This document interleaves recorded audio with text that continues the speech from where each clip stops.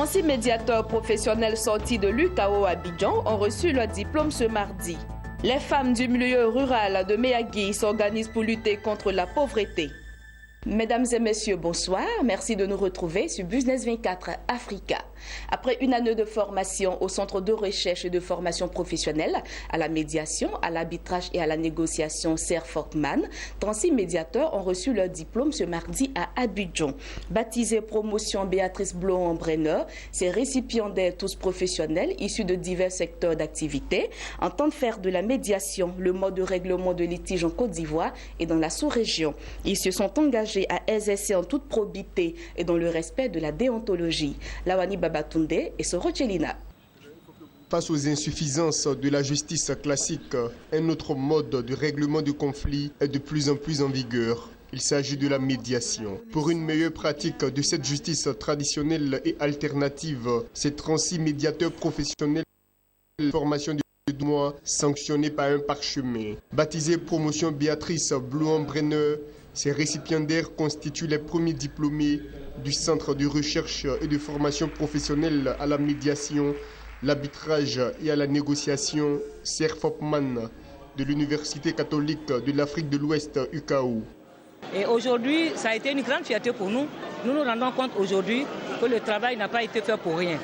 Et nous avons une autre visibilité, n'est-ce pas, de la résolution des problèmes. Au début, lorsque nous faisions la médiation, nous sommes venus à cette formation, nous avons une autre façon de voir. Mais aujourd'hui, après ces 30 heures, ces 50, plus de 50 heures de cours, nous nous rendons compte que les problèmes humains ne sont pas si faciles que ça, mais que si on se parlait, on pourrait résoudre beaucoup de problèmes. Et nous allons créer l'association des professionnels, des médiateurs professionnels diplômés de Côte d'Ivoire. Et nous comptons faire la promotion de la médiation partout en Côte d'Ivoire. Nous irons vers la société civile, vers les chefs religieux, vers les chefs traditionnels, vers les directeurs de sociétés.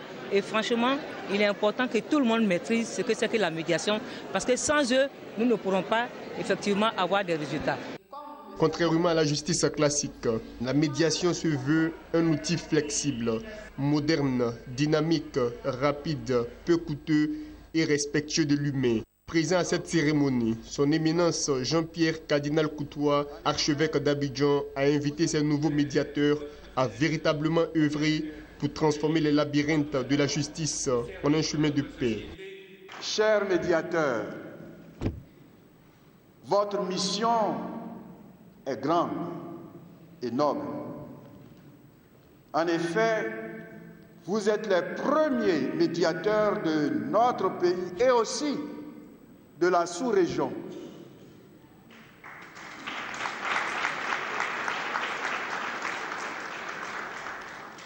Autant cela vous honore, autant cela doit vous amener à réaliser le poids de votre responsabilité. Vous avez le devoir d'honorer aussi bien la Côte d'Ivoire que le centre qui vous a formé. Je vous invite donc à ne pas vous contenter du diplôme, mais à vous engager professionnellement dans le respect de votre déontologie. Après cette formation, ces médiateurs sont invités dans l'Hexagone pour une session de perfectionnement à l'Institut de formation à la médiation et à la négociation IFOMEN de l'Institut catholique de Paris. La médiation a été introduite comme mode de règlement de conflits pour la première fois dans le monde au Canada en 1970. En 1995, la France l'adopte à son tour et l'intègre un an plus tard dans les habitudes. Depuis 2014, la Côte d'Ivoire a officiellement fait sienne ce mode alternatif de règlement de litige à travers la loi 2014-389 du 20 juin 2014. À Méagui, la lutte contre la pauvreté en milieu rural bat son plein. Les femmes agricultrices réunies au sein de l'association Son Tabac sont en train d'atteindre leurs objectifs. Dans le domaine du vivrier, précisément dans la culture du riz, l'année 2016 a été fructueuse. Les 5 hectares de riz qu'elles ont cultivés ont donné des résultats promoteurs, grâce notamment au soutien matériel et financier d'une coopérative agricole de café-cacao, la coopération Coassi. Suivons cet élément. La coopérative agricole de Sénikosson, en abrégé Coassi, ne regrette pas d'avoir donné aux femmes du milieu rural des opportunités pour se prendre en charge. L'année dernière, les femmes de la coopérative Santa Aba ont réalisé plus de 5 hectares de riz, et ce, grâce au soutien de Kowassi. Un soutien matériel et financier qui porte aujourd'hui ses fruits. Pour la coopérative Kowassi, leur a donné un camion pour pouvoir aller sur le lieu du travail. Un camion qui peut prendre à peu près 200 personnes. Et aussi, la coopérative donne de l'argent en espèces pour pouvoir faire les besoins. La coopérative aussi leur a octroyé des pulvérisateurs pour pouvoir traiter le champ de riz qu'elles cultivent.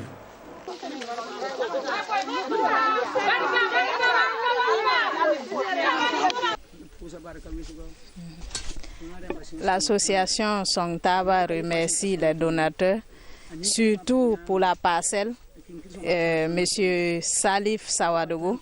C'est grâce à lui qu'on a pu acquérir cette parcelle-là pour la plantation du riz et autres.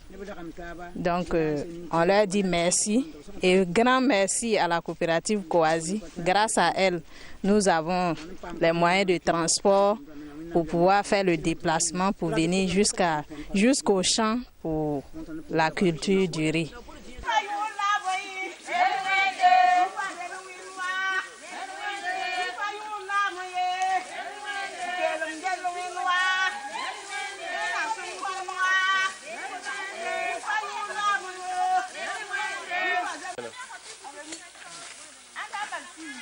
Le riz qu'on a fait, on va vendre.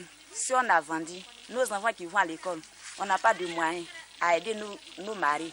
Si on a vendu, si on a trouvé l'argent, on peut trouver l'argent pour aider nos maris. On va pousser les enfants, les mettre à l'école. On va s'habiller avec nos riz. Si on a vendu, qu'on a eu l'argent, on va prendre aussi pour nous habiller. Tout ce qu'on a besoin, on va faire.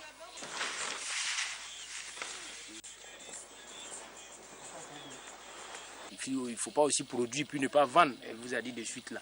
L'année passée, elles ont produit, mais elles ne savaient pas exactement à qui vendre le riz. Cette année encore, je crois, avec le stock de riz qu'elles ont, bon, je ne sais pas comment on va s'arranger, mais le président de la société coopérative CPSL, M. Zouriza Karia, a prévu trouver des acheteurs pour elles. Les producteurs de cacao de Sénikoson comptent toujours soutenir leur coopérative de femmes du vivrier afin qu'elle continue de grandir. Pour cette rentrée scolaire 2015-2016, la coopérative Kowassi a remis des kits scolaires aux enfants des femmes de Songtaba. Le reste de l'actualité à présent en bref et en images. La société d'ingénierie du port de Chine a signé un contrat de 770 millions de dollars avec le gouvernement guinéen pour l'extension du port de Conakry. Selon les termes de ce contrat, le groupe chinois va construire 3 nouveaux quais d'une longueur totale de 846 mètres linéaires. Ce projet, qui sera essentiellement financé par la Banque chinoise d'import-export, comprend aussi l'aménagement de 41,6 hectares de terre plans. Après avoir connu une chute due à l'épidémie d'Ebola, qui a officiellement pris fin en juin dernier, l'économie guinéenne est en train de remonter progressivement la pente. Selon les prévisions du Fonds monétaire international, le PIB du pays devrait croître de 5% en 2016 contre une croissance nulle en 2015, notamment grâce au rebond enregistré dans les secteurs des mines, de l'agriculture et de l'énergie. Terminons avec cette information. Le directeur général de la bourse de Lagos a annoncé que le London Stock Exchange a permis à des sociétés ayant leurs opérations en Afrique de mobiliser 26,1 milliards de dollars en 10 ans. 112 sociétés y sont actuellement cotées avec 8 entreprises représentées. Le Nigeria occupe ainsi la 3e place des sociétés africaines du London Stock Exchange derrière l'Égypte et l'Afrique du Sud. L'institution britannique a récemment signé des conventions avec le Casablanca Stock Exchange dans le cadre de sa stratégie qui vise à appuyer le développement du marché financier en Afrique. Voilà, c'est la fin de cette édition. Merci de votre fidélité. Les formations continuent sur Business 24 Africa.